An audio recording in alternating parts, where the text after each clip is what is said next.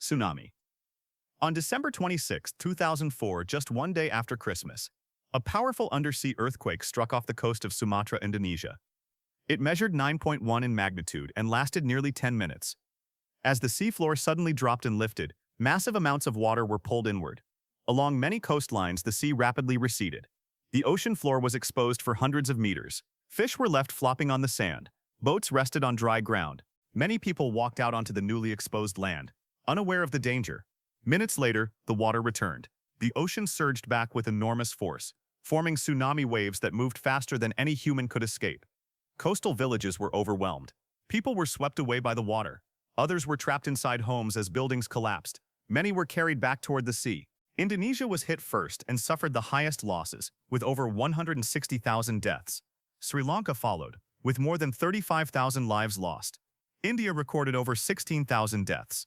Thailand lost more than 8,000 people, including thousands of tourists. Smaller numbers were recorded in Somalia, Myanmar, Malaysia, and other countries. In total, more than 230,000 people died across 14 nations, and over 1.7 million were displaced. The disaster was made far deadlier by the lack of a tsunami warning system in the region.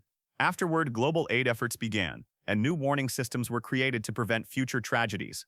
The 2004 Indian Ocean tsunami remains a lasting lesson in how quickly nature can turn deadly. China floods. When the spring of 1931, China experienced unusually heavy rainfall. In June, the rain intensified, falling over vast areas for weeks. Snow from the mountains began to melt. This combination caused the Yangtze, Huai, and Yellow rivers to swell. By July, the rivers started to overflow their banks. Villages and farmland along the rivers were submerged. Floodwaters reached several meters high in some regions. Millions of people were forced to flee their homes. Many tried to climb rooftops or reach higher ground, but entire towns were swept away. The floods led to widespread famine and disease in the following months. Between 1 and 4 million people lost their lives, making this the most catastrophic flood in history. Hubei, Anhui, and Jiangsu provinces were hit the hardest.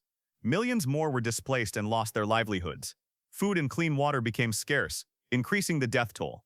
The 1931 China floods remain a tragic reminder of how rivers can become deadly when nature overwhelms human settlements.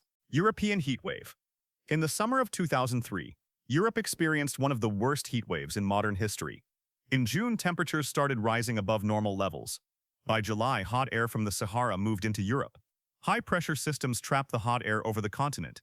Clouds could not form, and rain became very rare.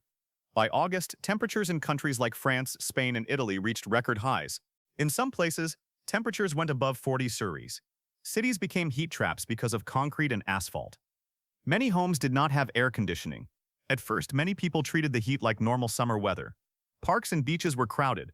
But as days passed, nights stayed hot, and buildings stored heat. Elderly people and those with health problems were most affected. Hospitals began filling with heat-related illnesses. Crops failed across large farming areas. Rivers and lakes dried to very low levels.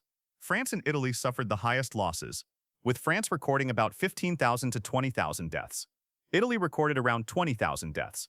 Spain lost about 15,000 people. Germany recorded around 9,000 deaths.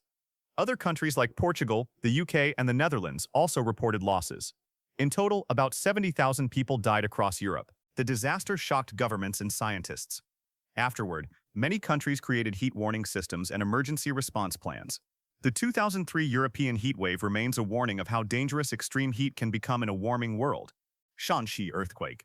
In January 1556, China experienced one of the deadliest earthquakes in history. During the winter, the ground was already dry and fragile. On the morning of January 23rd, a massive earthquake struck Shaanxi province. The earthquake is estimated to have reached around magnitude 8. The shaking was felt across hundreds of kilometers. At that time, many people lived in Yadong homes. These were cave homes carved into soft soil cliffs. When the earthquake started, the ground shook violently. Many cave homes collapsed within seconds. Entire villages were destroyed almost instantly. Many people were trapped under collapsed buildings. Fires also started after the shaking. Landslides buried roads and farmland. The disaster affected more than 10 provinces. Shaanxi and Shaanxi provinces suffered the worst damage. Historical records estimate around 830,000 deaths. This makes it one of the deadliest earthquakes ever recorded.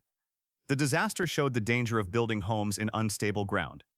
The 1556 Shaanxi earthquake remains a reminder of how powerful earthquakes can destroy entire regions within minutes. Mount Tambora eruption. In April 1815, Mount Tambora, a volcano on the island of Sumbawa in Indonesia, began showing signs of unrest. Small eruptions and ash clouds appeared in early April. By April 5th, the volcano started to erupt more violently. On April 10th, it erupted catastrophically. The eruption sent massive amounts of ash, rock, and gas high into the atmosphere. The sky darkened for days. Pyroclastic flows destroyed villages near the volcano. Many people were buried or killed instantly. Ash fell on nearby islands, destroying crops and contaminating water.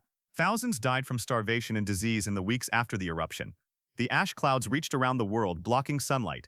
This caused global temperatures to drop in 1816, which became known as the year without a summer. Crops failed across Europe and North America, leading to famine and food shortages. Estimates suggest around 71,000 people died directly or indirectly from the eruption. Tambora remains the largest eruption in recorded history. It serves as a reminder of how a single volcanic event can affect the entire planet. Bhola cyclone. In November 1970, weather systems began forming over the warm waters of the Bay of Bengal. In early November, a low-pressure area developed in the ocean. Warm sea temperatures gave the storm more energy. Over the next few days, the system grew stronger and became a powerful cyclone. By November 12th, the storm was moving toward the coast of East Pakistan, which is now Bangladesh. Strong winds and heavy rain hit coastal areas first. But the most dangerous part was the storm surge. Seawater was pushed toward the land by powerful winds. Low-lying coastal islands and villages were quickly flooded. Many homes were made from mud and bamboo and could not withstand the water. Many people stayed in their homes because there was little warning. Some tried to move to higher ground, but the water rose too fast. Entire villages were destroyed during the night. Bangladesh suffered the highest losses, with estimates between 300,000 and 500,000 deaths. Many coastal districts were almost completely destroyed. The disaster also destroyed crops, livestock, and fresh water sources. Millions of people lost their homes. The cyclone exposed the need for better storm warnings and cyclone shelters. The 1970 Bhola cyclone remains the deadliest tropical cyclone ever recorded, and a reminder of how dangerous storm surges can be. Great Famine. In 1600, a massive volcanic eruption happened in Peru. Ash and gases went high into the atmosphere. This blocked sunlight around the world. The global climate became colder than normal.